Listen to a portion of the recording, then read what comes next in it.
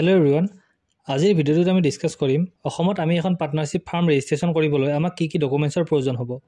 পোন প্ৰথমে আমাক এখন ৰেজিষ্টাৰ্ড পাৰ্টনাৰশ্বিপ ডিডৰ প্ৰয়োজন হ'ব আৰু এই ডিডখন আপোনালোকে নিজৰ ডিস্ট্ৰিক্টৰ সাব ৰেজিষ্ট্ৰাৰ অফিচত গৈ প্ৰিপেয়াৰ কৰি ল'ব। তাৰ পাছত দ্বিতীয়তে ফাৰ্মৰ পেন কাৰ্ডৰ প্ৰয়োজন হ'ব। সো পাৰ্টনাৰশ্বিপ ডিডখন প্ৰিপেয়াৰ কৰাৰ পাছত আপোনালোকে নিজৰ ফাৰ্মৰ নামত এখন পেন কাৰ্ড প্ৰিপেয়াৰ কৰি ল'ব আৰু তাৰ পাছত ফাৰ্মখনৰ লেণ্ড ডকুমেন্টছ অৰ্থাৎ যদি ফাৰ্মৰ নিজৰ মাটিত আছে তেনেহলে জমাবন্দী কপিৰ প্ৰয়োজন হ'ব আৰু যদি ফাৰ্মখন ৰেন্টত চলাই থকা হৈছে তেতিয়া ৰেন্ট এগ্ৰিমেন্ট আৰু লেণ্ড ওনাৰৰ জমাবন্দী কপিৰ প্ৰয়োজন হ'ব। তাৰ পাছত আমি ফৰ্ম নম্বৰ 1 ফিল কৰিব লাগিব আৰু তাতে এজন জুডিচিয়েল মেজিষ্ট্ৰেট নাইবা চাৰ্টাৰ্ড একাউণ্টেণ্টৰ উইটনেছ হিচাপে স্বাক্ষৰ ল'ব লাগিব আৰু ইয়াৰ পাছত ফাৰ্মৰ পাৰ্টনাৰ কেইজনৰ KYC ডকুমেন্টছ অৰ্থাৎ আধাৰ কাৰ্ড, ভোটাৰ কাৰ্ড আৰু পান কাৰ্ডৰ প্ৰয়োজন হ'ব আৰু তেওঁলোকৰ পাছপোৰ্ট সাইজ ফটোগ্ৰাফছৰো প্ৰয়োজন হ'ব।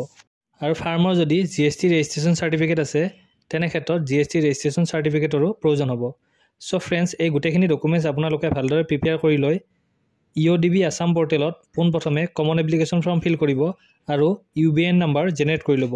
তাৰ পাছত আপোনালোকে ফাৰ্ম ৰেজিষ্ট্ৰেচনৰ বাবে সেই একে পৰ্টেলতে আবেদন কৰিব আৰু শেষত আপোনালোকে এটা 5 रुपीसৰ ট্ৰেজাৰী চালান পে কৰি একনলেজমেন্ট কপিটো ডাউনলোড কৰি ল'ব আৰু তাত থকা একনলেজমেন্ট নাম্বাৰটোৰে আপোনালোকে আপোনালোকৰ ফাৰ্মখনৰ ষ্টেটাস চেক কৰিব পাৰিব। সো ফ্ৰেন্ডছ আজিৰ ভিডিঅ'টোত আমি ডিসকাস কৰিলো অসমত আমি এখন পাৰ্টনাৰশ্বিপ ফাৰ্ম কেনেদৰে ইণ্ডিয়ান পাৰ্টনাৰশ্বিপ এক্ট 1932 অধীনত ৰেজিষ্ট্ৰেচন কৰিব পাৰো।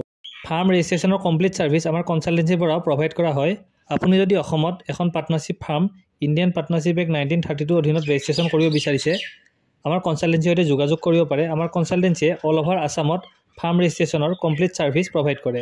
সো ফ্ৰেন্ডছ আজিৰ ভিডিঅ'টো আমি ইমানতে সামৰণি মাৰিছো।